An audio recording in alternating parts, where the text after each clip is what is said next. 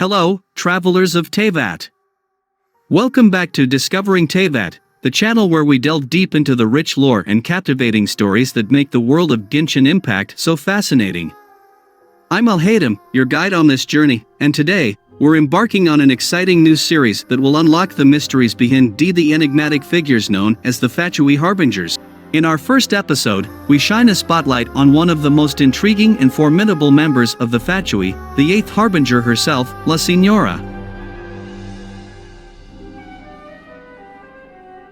From her icy demeanor to her mysterious motives, we'll uncover the layers of her character and explore the secrets that lie beneath the surface. But before we dive in, don't forget to hit that subscribe button and ring the notification bell, so you never miss an episode of Discovering Teyvat. Alright, let's not keep La Signora waiting any longer. Grab your vision, sharpen your sword, and let's uncover the untold stories of this enigmatic character. La Signora, also known as Rosaline Krushka Lohalter and by her codename the Fair Lady, was the 8th of the 11 Fatui Harbingers and a supporting antagonist in the early chapters of the Archon quests. She is the first Harbinger to appear in the game when she ambushes and overpowers Venti to steal his Gnosis. Her attack leaves a lasting impression on the traveler, who greatly distrusts the Fatui and their intentions after witnessing said event. 500 years ago, before she became a Harbinger, Rosaline was an ordinary young woman from Mondstadt who studied at Sumeru Academia. When her lover Rostam died during the cataclysm, Rosaline was consumed by anguish and hatred and used the art of liquid fire to transform her body into that of living flame, thereafter becoming known as the Crimson Witch of Flame. Ultimately, she lost to the Traveler in their duel before the Raiden Shogun's throne, and was subsequently executed by the Muzu no Hitotachi. Her origins are unknown, but she lived in Mondstadt roughly 500 years ago. As a maiden, she loved to sing and eventually fell in mutual love with Rostam. She was accepted into Sumeru Academia, and shortly before she left for her studies, Rostam gave her a special hydro timepiece to keep track of the amount of time she would be away. She was likely an apprentice studying pyro magic there, though what means she used to harness pyro is unknown. The cataclysm struck while she was in Sumeru. When she returned, she learned that Rostam had died in battle against the monsters.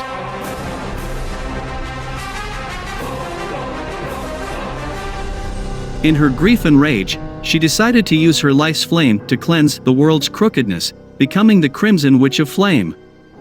She was rumored to have abandoned her mortal body and instead let liquid fire flow through herself with an art that is now lost to history, burning her own face and scarring her body in the process.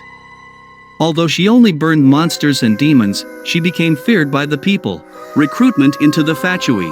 Before she could be fully devoured by her own flames, Pierrot found her and decided to make her an ally. She was given a cryo delusion to suppress her flames and became known as La Signora, the 8th of the 11 Fatui Harbingers. In the process, she willingly cast aside and forgot her past, possibly with the help of her delusion. Signora presumably arrived in Mondstadt before the traveler's arrival. Her subordinates, such as Victor, were placed in various parts of the city, and most of them resided in the Goth Grand Hotel, which was rented out by her fellow Harbinger Pantalone. Based on the dialogue of the Fatui pyro agent guarding the Holy Liarder Himmel, she ordered her subordinates to steal it. Signora makes her first in-person appearance at the end of Act 3 of the prologue, after the party successfully restored Valen, thwarted the Abyss Order's plans, and returned the Holy Liarder Himmel. Although Jean believed the Fatui's plans to take Barbatos' power and harm those close to him had been thwarted, this turns out to be far from the truth. Signora was aiming to draw out Barbatos himself, and with his return in the form of Venti, she could now achieve her true objective, taking the Anemo Archon's Gnosis. To that end, she ambushes him and the traveler outside the Mondstadt Cathedral with her subordinates, overpowering Venti with her cryo delusion's powers and letting her subordinates keep the traveler pinned down. With her objective complete, Signora then departs with her subordinates and leave both Venti and the traveler unconscious, making sure to leave no evidence behind for the Knights of Favonius to conduct a serious investigation on. At the end of Chapter 1, Signora turns out to be the liaison between Zhongli, the Cryo Archon Morex, and the Tsaritsa. Tartaglia had been dispatched to Liyue with the impression that he was to defeat Morix and take the Gnosis. However, it was actually part of Zhongli's plan to have Tartaglia cause chaos in Liyue and test the Liyue people and Adepti's ability to protect Liyue without his power. Satisfied with the proceedings, Zhongli handed over his Gnosis to Signora as per his contract with the Tsaritsa. With the Gnosis in her possession, she swiftly leaves alone for Snezhnaya after the annoyed Tartaglia refuses to travel on the same boat as her. When the traveler arrived in Inazuma, they find themselves stuck in Rita like many other Outlanders until they make contact with Hiragi Chisato. She reveals that her father and head of the Kanju Commission, Hiragi Shinsuke, plotted with an unidentified arrogant-sounding woman to keep the traveler stalled on Ritu. This woman turns out to be Signora, who had arrived at Inazuma with the intent of furthering their Delusion Factory's productions, a job she later handed over to Scarange and obtaining the Raiden Shogun's Gnosis. The traveler encountered Signora for a third time within Tenshukaku after following Kuju Sera's rampage, only to find Sera lying defeated at Signora's feet.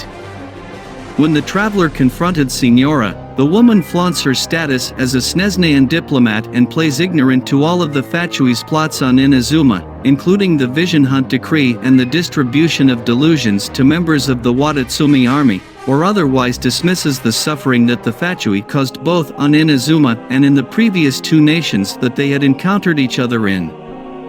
When Signora suggests that the traveler could incite the Raiden Shogun's wrath for barging into Tenshukaku, the traveler challenges Signora to a duel before the throne, which the Raiden Shogun approves. Risking disgrace and possibly even death for rejecting a duel, and confident in her ability to defeat the traveler, Signora accepts. During the duel, Signora finds her cryo delusion too inhibiting and deactivates it, transforming into the Crimson Witch of Embers. Despite this, she loses the duel, returns to her normal appearance, and falls to her knees, considerably weakened from the fight. As per the rules of the duel, the defeated is formally executed by the Raiden Shogun's Muzu no Hitotachi. In the face of her impending doom, Signora loses her cool and flies into hysterics before making a final lunge at the Raiden Shogun, only to be sliced by the Shogun's blade. Signora's body dissolves into ashes, which leaves the traveler and Paimon greatly shaken. It later turns out that Signora's search for the Gnosis was in vain. Yamiko reveals that Raiden Ai had given her the Gnosis centuries ago, after completing the Shogun puppet and before entering the plane of Euthymia. By the time Signora met the Shogun and dueled the traveler, Miko had already exchanged the Gnosis for the traveler's life, which had been at Scaramouche's mercy. Scaramouche, having obtained the heart he had long yearned for, abandoned the Fatui to pursue his own goals. Signora's death shocked many Fatui, who expressed surprise at her demise. Some of her subordinates in Inazuma remained to exact revenge on the shogunate, while ones in other nations were recalled to Snezhnaya to await news on who their new commanding harbinger would be.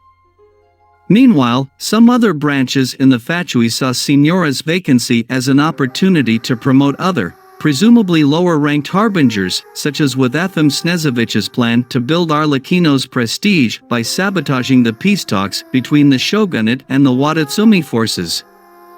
In Snezhnaya, the remaining harbingers arranged her burial and remarked about her demise, with Pulcinella decreeing that the Fatui halt their work for half a day to mourn her passing.